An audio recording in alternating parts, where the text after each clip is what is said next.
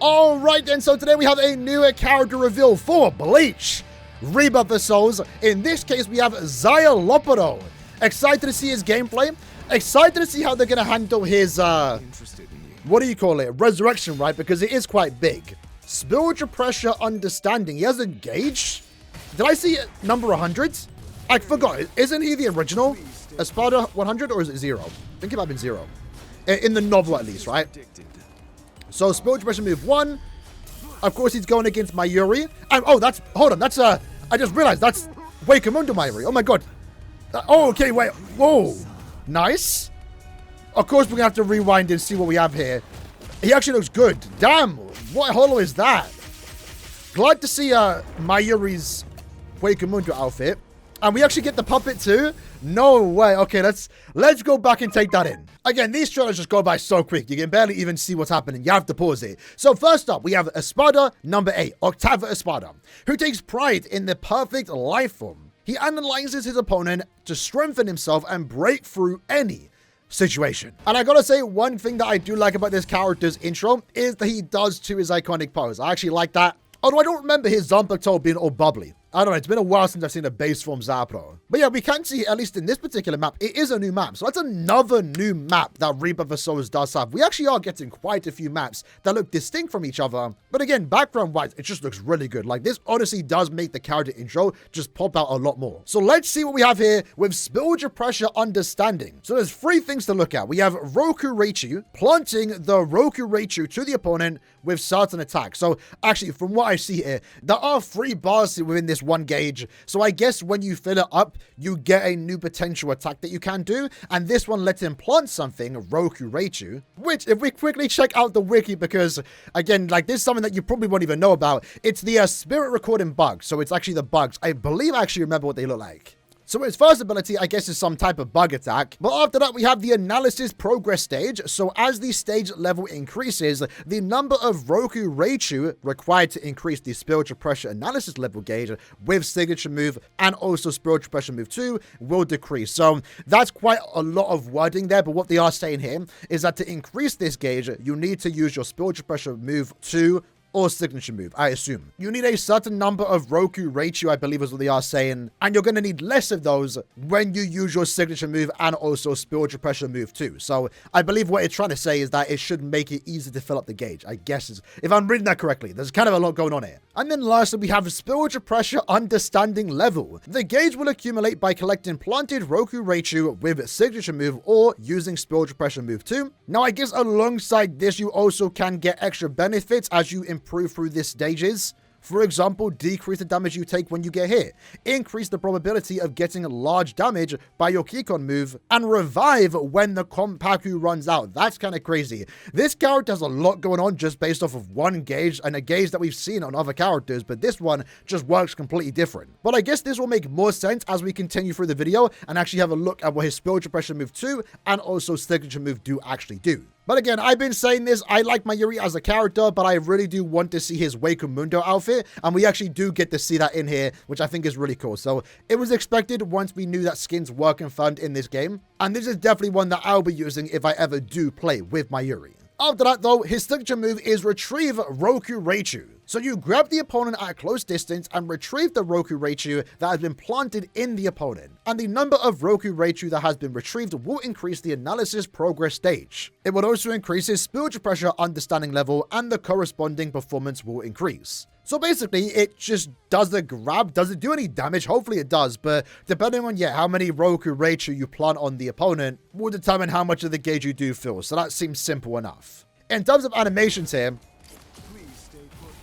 I don't know if it does any damage, but it does stagger them for a brief moment, so I guess that's kind of cool. But continuing on, spiritual pressure move 1, I need your corpse intact. It's a counterattack that will move to your opponent's back by activating Sonido. And hopefully we do get a cool sound effect with Sonido. I'm glad it is part of one character's kit at the very least. And along with that, you are going to inflict damage. And with this, you will plant Roku Reichu on the opponent. So I guess the way this character is designed is to maybe just keep using his spiritual pressure move 1, plant the Roku Reichu, and then use your signature move to retrieve those Roku Reichu. There's kind of a lot going on with this character, I will be honest. And unfortunately for us, we don't get to see what his second spiritual pressure move does do. Because again, they only have a minute to show here. They have to highlight the gauge effect because it is a big part of the character's kit. And we will find out exactly what his second spiritual pressure move does do tomorrow when they post on the website. But I would assume the second one would be an attack that plants it and maybe also receives it. I don't know. I feel like it has to be better than the spiritual pressure move 1. And we know from the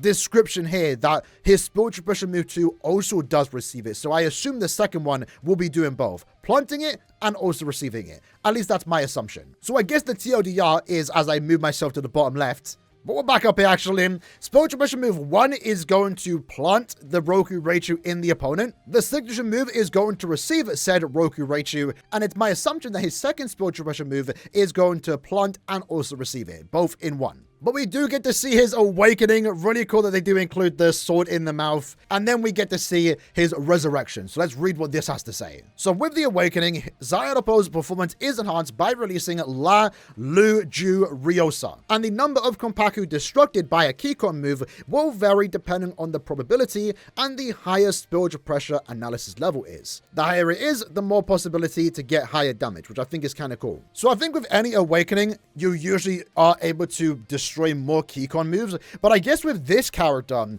he might hypothetically be able to destroy the most amount of Keycon moves that we've ever seen any character hypothetically destroy. And the amount that you can destroy is determined on, I guess, how many times you plant the Roku Reichu. So if you are playing very smart, this character could be super toxic. It might seem like the match is even, or you might feel like you're winning, but if Szayelaporr places a lot of Roku Reichu and then receives that, and then increases his spiritual pressure analysis level, he might have the possibility of one-shotting you. But apparently, and this might just be tied to his awakening outright, once he dies, he would then revive with free Kompaku. So this character has a revive mechanic, which is something that we have seen with Aizen and also Full Hollow Ichigo. This isn't unique to him, but they actually reawaken. And we don't know how many Kompaku they get when they reawaken, but this could be quite game-breaking in all honesty. If he has free, I'm going to assume that Full Hollow and also Butterfly Aizen are very similar, also reviving with free Kompaku. Which, to be fair, that late into a match likely means just 1 HP bar because you're probably going to destroy more than 3 anyway. But either way, it does give you a second chance at life, which makes sense because he does die and come back in the anime too. And then with that, we do get to see some attacks that he does do, and he summons a new Hollow, which is kind of funny, on a Rancom. And then quickly going back here, do we get to see some iconic attacks here? So that's actually the revive effect. You can see, I believe it's when he comes out of, I don't assume that's going to be someone that we know. Yeah, it's just an Aranka. So he comes out of the Aranka, that's him being revived. So I assume that's the animation that plays when you do officially die, run out of Kompaku, I guess is the wording. Do we have anything else here? Don't believe so. I can't make anything out. I assume he's going to do a Sero. Oh, there's the sack attack that he does do. But we actually can see here, it's the puppet attack that he does do. Now, it'd be really cool and very impressive if the dough that he uses reflects the character you are going against, which they might do it. Rebirth of the Souls has a decent character roster. Right now, there's 21. With the amount of months left for this game's release, we're looking at maybe 10 more plus characters. There's a chance they could do it. Actually have a puppet depending on the character you are going against. If they do that, 10 out of 10 game. Very impressive. The lazy route, maybe expected route, is just Mayuri because that's what he does in the anime. But I believe he does do a Renji and also Uryu. So it would be really cool if the puppet does change based on the character. And I feel like it would have to because, like, that's the whole point. But if it does, that's going to be really cool. That's going to be really cool. And I guess that is his finisher attack. That's his end animation. Looks really cool. Characterized by tricky, unique rules and outcome based on luck. So that, I guess, also goes back to the awakening. They do mention that the amount of Kompaku destructed by a Keycon move will depend on the probability. So, some RNG might be involved with this character that might make him, again, one of the more toxic characters to go against. And I like the idea of how this character plays out. It really does fit in line with Szayelaporr as a character, being this type of trickster, but also like mad scientist. There's a lot going on with this character, and honestly, like, if you're confused after watching this gameplay, I genuinely don't blame you. There's a lot going on here with this gauge effects. Some of his attacks might not even do damage. It will just place the Roku Reichu that you have to receive to get more effects. It looks fun. It's different though. That's what I like. Again, this character roster thus far, I'd say it's pretty impressive. We have 20 characters. We're maybe looking at 10 more. You know, a lot of people would love to have 50 plus characters, especially in a Bleach game, because there is a lot of characters that we can get. But having a smaller roster and then focus on unique characters like this, I think is definitely the best route. And I haven't seen it just yet, but I assume when this character gets placed onto the website, he's going to have a difficulty rating of 5-star. Like, there's no way this character is going to be easy to use. He's going to be one of the more complicated characters, which again, I feel like fits in line with Szayelaporr as a character. And honestly, I'm down for it. With that said though, where will I place this character in terms of how excited I am for this character to be my potential main or personally use as a mainstay? Someone I'm using more often than not.